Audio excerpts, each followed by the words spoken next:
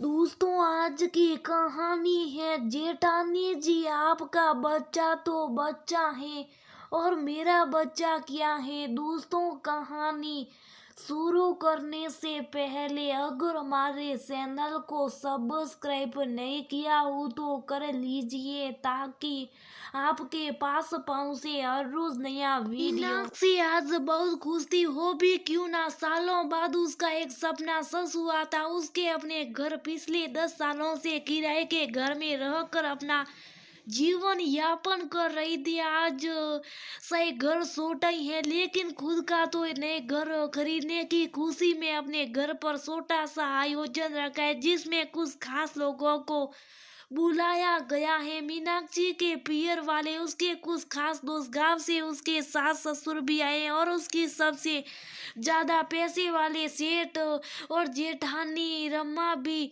अपने अपने बच्चों के साथ आई हैं।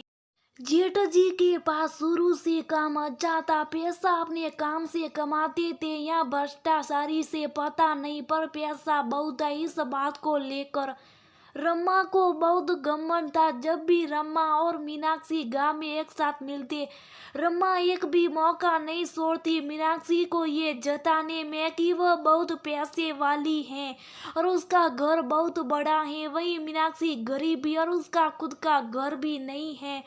मीनाक्षी कड़वाइट के घूंट पी के रह जाती। सेठानी ज्यादा जबान भी नहीं चला सकती थी।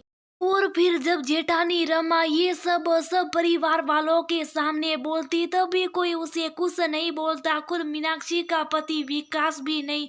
ऐसे में पारिवारिक सेव की तो उसे कोई उम्मीद ही नहीं थी। खैर, इन सब बातों को भूलकर आज मीनाक्षी पूरे जोश और उत्साह से अपने छोटे से घर को सजाने में लगी हुई थी। बहुत घूम घूम कर एक एक चीज खरीद कर लाई थी अपने घर के लिए। फिर चाहे वह टेबल के नीचे बिस्कालीन हो या सोफे पर सजाया गया कपड़ा, हर कमरे की सदर भी बहुत सुंदर और खूबसूरत थी। साथ ही कमरों में पर्दे भी करीब 10 दुकानों में घूमकर पसंद करे थे। रसोई में क्रॉकरी सेट हो या डाइनिंग सेट, चूल्हा, मिक्सी, सब कुछ बहुत अच्छा और नायाब लाई थी। बच्चों के कमरे को बहुत ही खूबसूरत कार्टूनों के चलचित्र से रंगवाया था और अपने कमरे में सुनहरी पत्तियों वाला रंग भी करवाया था। डाइनिंग टेबल पर सजाने के लिए बहुत सुंदर कांच का फूलदान भी लाई थी और उसके अंदर सजाने के लिए विभिन्न तरह के फूलों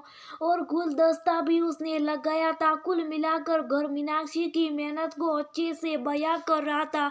आयोजन का समय हो चुका था। मीनाक्षी और विकास ने खाने पीने की व्यवस्था भी बहुत ही अच्छी करी थी। 2 घंटे में हर कोई उसके घर और उसके प्रबंधन की तारीफ कर रहा था। जेठानी रम्मा को ये सब कहाँ बर्दाश्त होने वाला था। अपने घर में बाहर की एक संपल तक अंदर नहीं लाने देने वाली रम्मा पूरे आयोजन में अपनी हाई हील की सैंडल पहनकर ही पूरे घर में घूमती रही। घर की प्रत्येक वस्तु को छूकर ऐसे देख रही थी जैसे सभी का मूल्य जानना।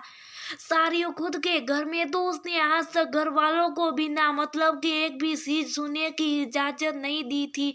हर एक चीज को देखती और मुंह बिगाड़ कर आगे बढ़ जाती। 2-3 घंटे बाद सभी मेहमान चले गए और अब घर में बसे थे कुछ खास लोग जिसमें उसके सास ससुर जेठ जेठानी भी थे। आयोजन के खत्म होते ही जेठानी का 5 वर्षीय बच्चा तन्मय एक अलग ही रूप ले चुका था। जेठे तो पता नहीं वह इसी पल का इंतजार कर रहा था। क्या थोड़ी देर में तन्मय कांच की बनी डाइनिंग टेबल पर सड़ गया और वह कूदने लगा। मीनाक्षी की 10 साल की बेटी खुशबू ने उसे रोकना चाहा तो उसने उसी समय कांच का फूलदान अपने दोनों हाथों में उठा लिया। खुशबू तेज चिल्लाने लगी और उससे फूलदान छोड़ने की विनती करने लगी। खुशबू की आवाज सुनकर मीनाक्षी विकास भी उस तरफ गई। स्थिति देखकर वह भी घबरा गए। बहुत प्यार से उन्होंने तमनियों को वह गुलदस्ता रखने को कहा और अपने पास आने को कहा, पर बच्चे तो बच्चे। तन्मय ने वह गुलदस्ता इतनी जोर से रखा कि उसमें दरार आ गई। साथ ही वह उछलता हुआ बैठक कक्ष की तरफ चलने लगा। वह अपने पूरे टेंशन में था। बैठक कक्ष में जाकर नए सोफे पर आंखों पर धूप का चश्मा लगाकर अपने गंदे जूते पहनकर ही लेट गया और सोफे के हत्थे को गंदा कर दिया। थोड़ी देर में वहीं खड़े होकर तेज तेज कूदने लगा और कूदा भी ऐसे कि नया कवर ही फट पड़ा। ये सब कुछ इतना जल्दी हुआ कि मीनाक्षी और विकास उसे रोक भी नहीं पाए। मीनाक्षी ने खुशबू को कहा, जा ताई जी को बोल दे, तन्मियों को थोड़ा समझा दे।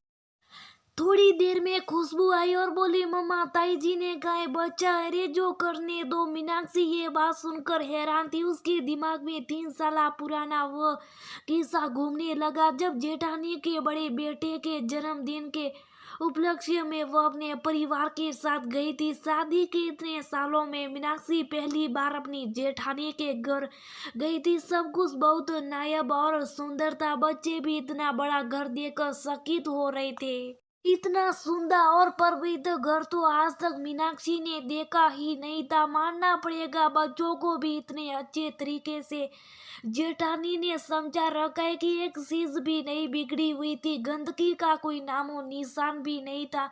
ऐसा लग रहा था जैसे सब वस्तु अभी ही खरीद कर लगाई गई हो। इतने में मीनाक्षी के छोटे बेटे उत्सल ने गलती से जूते पहनकर वहां अभी से कालीन पर पाँव रख दिया। उसका ऐसा करना था कि रम्मा वत्सल पर तेज सिलाने लगी और डांटते डांटते उसके गाल पर एक तमाशा भी जड़ दिया। अपनी इतनी सी गलती के लिए इतनी बड़ी सजा पाकर वत्सल घबरा गया और तेज तेज रोने लगा। भाभी बच्चा ही तो है, हल्का सा पाव ही रखा है, कालीन गंदा नहीं हुआ है, उसमें इतना तेज साटा मारने की क्या जरूरत थी। मीनाक्षी ने नाराजगी जताते हुए रम्मा को कहा, तुम क्या जानो कितना महंगा कालीन है।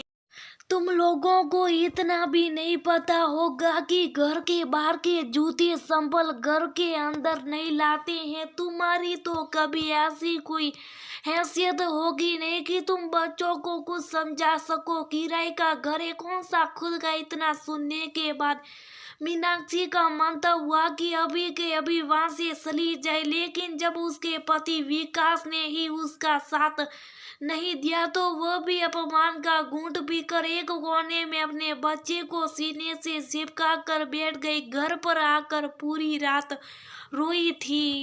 मीनाक्षी उस दिन अचानक खुशबू की आवाज से उसका ध्यान हटा। मम्मी देखो, तन्मयन ने गंदे हाथ नए पर्दे पर लगा दिए। उधर बाथरूम भी वह बहुत गंदा कर आया और रसोई में तो कहते कहते खुशबू रोने लगी।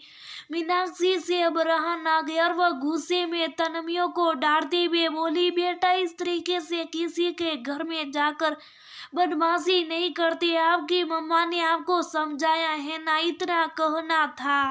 और तन्मय तेज तेज रोने लगा। जाकर अपनी मम्मी को शिकायत कर दी। रम्मा गुस्से से धन धनाती हुई और आई और अपने बेटे को समझाने की बजाय मीनाक्षी पर ही सिलाने लगाए।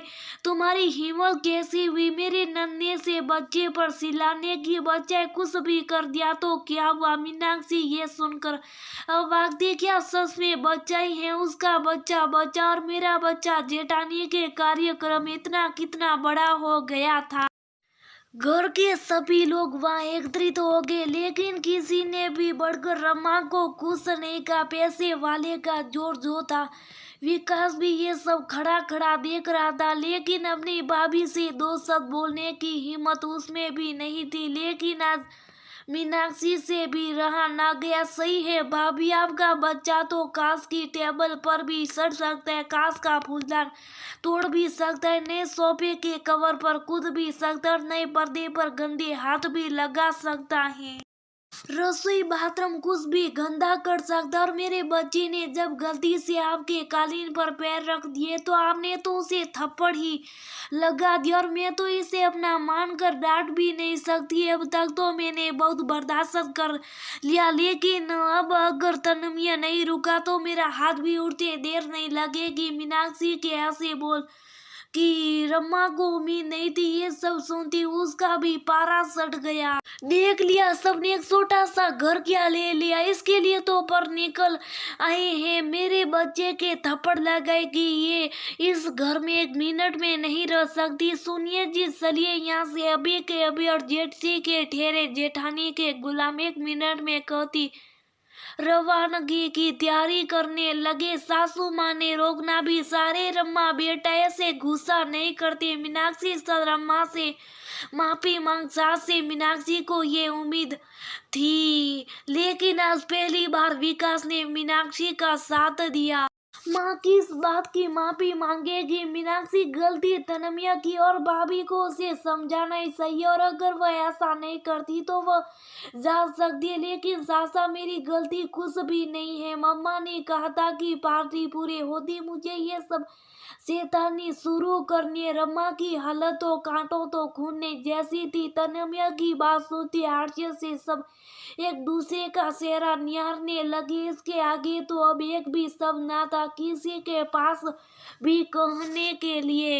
अपनी बात दबाने के लिए रमा तेज सिलाई गाड़ी आप खोल रहे हैं या मैं खुद ही सलाह कर जाऊं? रमा के कहती फिर से हो चले। जेठी सास ससुर भी अपनी बहू को मनाने के लिए उसके साथ हो चले। फिर से रह गए। घर में शांति और सुकून से भरा घर परिवार। देर से सही विकास को मीनाक्षी की मेहनत तो समझ आई। एक बच्चे ने आज रमा और मीनाक्षी की हकीकत से विकास को वाकिफ करा दिया था।